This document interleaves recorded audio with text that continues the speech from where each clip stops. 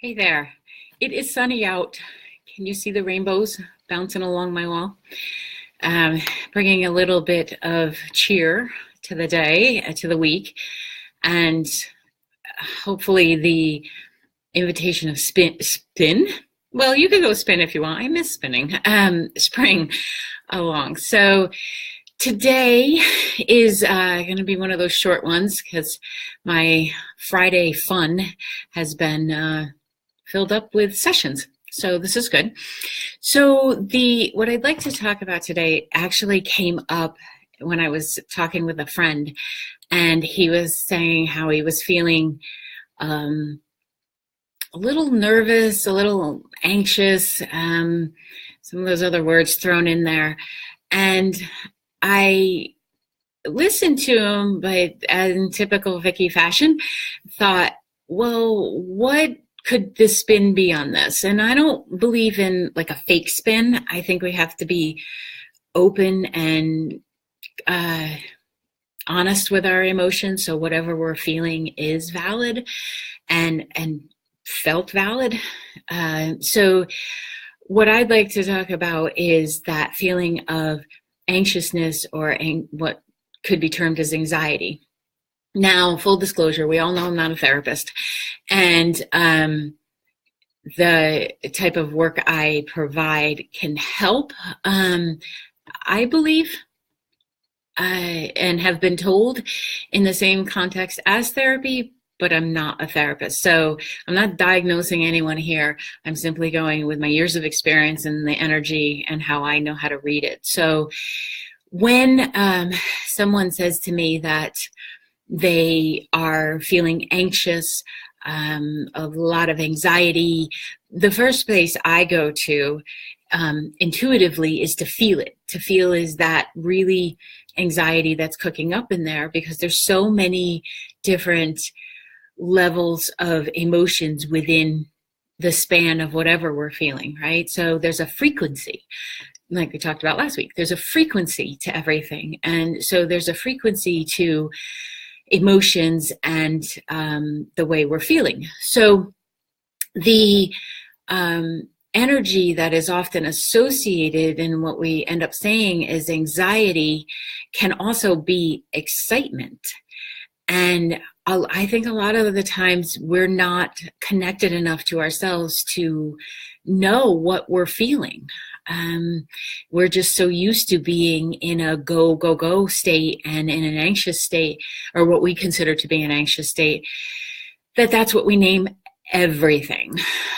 So I think it is definitely important, if you're experiencing that over any period of time, that you are working with a professional and that you are, kind of getting to the space of what that is and what's creating it, and then shifting whatever is in your life.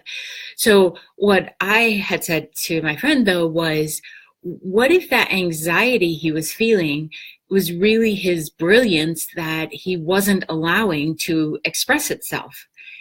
Like, what if all that nervousness and the stress, the feeling of stress that he was feeling, was more information or ideas or growth within his own intuitive self, within his own emotional self? Like, what if that was really him putting a cap on what was his potential, what is his expression of truly himself? And and I said, that's a really good line, to which he followed up with, that should be Friday's Facebook thing. So thank you so much, dude. I appreciate you lining up my week for me. So I really believe that we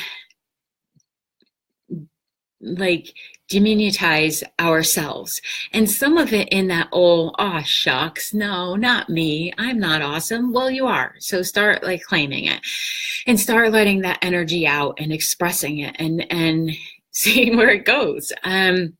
So a lot of the times I find that people are so in the future, right? There's an expression, if you're in the past, if you're feeling very depressed, you're living in the past. If you're feeling anxious, you're living in the future. If you're feeling nice and calm, you're living in the present. Beth just pointed out the rainbows that are flying around. One of my friends, Sue, sent me a crystal that hangs in the window, and it's battery operated, and it spins whenever it's solar powered. So whenever solar powered, not battery operated, it's solar powered. So whenever the sun is strong enough, it sends rainbows all the way around my room. So great thing to have. But yes, they can be considered orbs, except full disclosure, the sun's doing it along with the crystal. So, so if you're living in the now, you often feel calm. And so I see a lot of people who do the what if, and the catastrophizing of what could happen when you don't really know for sure what's going to happen. And even with my track record, I don't really know for sure because there's too many variables in life of what could possibly be created in someone's life or, in my own.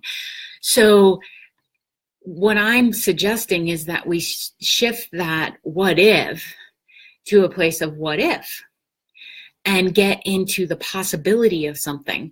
So shifting that fear energy and allowing it to be on the same line, but to have it be excitement. And you can feel the difference. Like fear often sits way down in your gut. I'm too short for this desk. It sits way down in your gut. And excitement comes up, right? It allows it to come up and into creation. So there's a lot of energy that gets created by telling the worst case possible scenario, because in some way we feel like that is helping us to feel in control, or that is somehow going to stop whatever it is we're worrying about from happening. It won't. I mean, energy is energy. So wherever you're putting your attention, you may very well be creating that. So the moving into acceptance, and if that feeling is in there of anxiousness, stress, too much caffeine. So watch that too, right? If you have too many stimulants in your system, people will be like, I'm so stressed. And I'm like, well, how much coffee or soda or stupid monsters are you drinking? How about you cut back on that? And that'll absolutely help in all your stress level. But when these emotions come up, when these feelings come in, if you looked at them in the context of, okay, I have this feeling of anxiousness, nervousness. What is it? Can I take a nice deep breath in this and trust in my track record that so far in my life, I have 100% success rate because I'm still here. So start to say that to yourself. I'm still here. So whatever I've done in the past is successful. I just have to look at how do I want to feel and how do I want to be in me. So if you become aware of you telling the worst case scenario, you should really just zip your lips at that point, or stop the monkey mind from going around, give it a banana or something, and go into the, well, what if? What if I applied my abilities in creating things and following through, and I learned to tie my shoes, I can learn to do anything, and got into the excitement of what's next. So what if you did that in your life? What if you shut down any of the external voices that want to meet you in that catastrophe place, and just dial it back and say, you know what, I'm going to go with possibility here. I'm going to stay present, and I'm going to see what happens with that level of what I'm considering to be anxiety. I feel like there's a lot that can be alleviated in our life by looking at it. When we're in avoidance and we just don't want to look at it, it gets bigger because it needs our attention. And a lot of the times when someone's coming in, the things that they don't want to look at that's my skill set. And I'll go for them because I figure if you're coming in, you do want to know, you just may not have a connection to it because you haven't met up with what's underneath all of those layers. So in the case of my friend, he was concerned about his business, and I point out that this happens this time of year. We have a little bit of a lull, and then we go running forward in spring. So maybe just embrace it and then start to think about putting your efforts into creativity rather than in thinking that your whole world is crashing.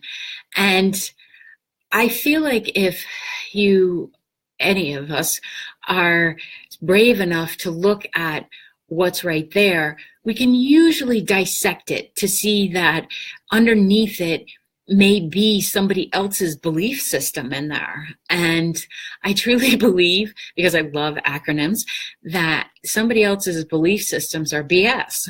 You can allow them to have them, but they don't have to be how you're living your life. And there are going to be times where the energy is ebbing and flowing, and it does bring an additional amount of in from the universal forces. I believe our soul is in charge, and therefore we are in charge of how we're responding to these energies. So much like poor Mercury retrograde that gets blamed for so much discord in the world, it's actually where you're lining up. Of course, we can be affected by that, but we need to stop blaming outside sources. We are in charge of what we're walking around with. And interestingly enough, that's very empowering to be able to acknowledge something and then create a plan moving forward. So if that part of your brain is saying that, well, I've always had anxiety, I'm always going to have anxiety, it's just who I am, I'm a very anxious person, well, then you have that belief system. Somehow it's working for you. And one of the questions I just asked my last client, like, how's that working for you? Like, what purpose is it serving? And people will often say, well, it's not serving a purpose. But we don't do anything unless it's serving a purpose. So what is the purpose? Is that anxiety holding you back from being a stellar student? Is that anxiousness that you're holding on to proving what somebody said about you many years ago, and you just need to keep it in order to be, I don't know, some kind of sacrificial label? I'm going to suggest no. You can come in, I'll do some belief repatterning. You could see a therapist, do EMDR, do yourself the favor of any I am statement that you're saying, you are affirming to your brain and to your electrical system. So if you are saying, I am an anxious person, congratulations, you will be. So I am learning to be someone who appreciates the calm in myself would be a way to bring that breath in and to see yourself in a different context.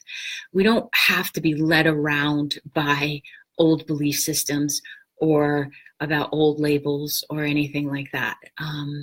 It takes initiative, but it's definitely worth it, and you're worth it. The other part of it that I would be remiss if I didn't mention about feeling anxious or in waves, like if it just hits you, you're doing great, going through your day, and then all of a sudden, like, you feel really nervous. When I first started learning about intuition, the ladies that I worked with called it my EST. It was my extra sensory tummy. Because every time and that still happens to me, like I'll get that nervous feeling. I'm like, oh, okay, what's going on? But then I take a breath and I just ask if it's mine. Is it one of the kids? Is it a family member? Is it a client? Is it in Massachusetts? If I get to the United States, if it's outside the United States, I just pack it in and realize that that's not for me to do. But there is an aspect of being empathic and everybody is, where you may get those hits of anxiety, it is still your job to ask if it's yours or if it's someone else's. And once you know this, and you start to remind yourself of this possibility, you'll actually experience it less often, because the your own wiring system will start to weed out other people's junk. And that is really amazing, to be able to, you can be around a bunch of people who are nervous Nellies and you'll still be calm as a cucumber because it's not your stuff. Why are cucumbers calm? It's just, sorry, floating through my head. That's like one of those spinny things behind me, you know, something shiny, off she goes, wondering these things. So I'm going to, as I do every week, give you a little bit of challenge to follow yourself around and tap into when or if that feeling comes up, and where did it originate? Did it start with where you are right now and it just dropped in? If it drops in, it's typically somebody else's stuff that you just absorbed. If you've been telling a story throughout your day, or you just finished telling somebody a story, either through text, Facebook, whatever, then you created that energy, well, then dissipate it. Take some breaths, get to that calm space, and give yourself the gift of recognizing that you get to choose how you feel. And the more you start identifying your own emotions, the less they'll take you out of the game. You're still going to feel them at times, but they won't be in charge. So what if anxiety or anxiousness is really your brilliance not being allowed to express itself? What if? The possibilities. All right, I am off. Have a great weekend. Another great week, everybody. And I will see you back here next week, somewhere around this time. Take care. Bye.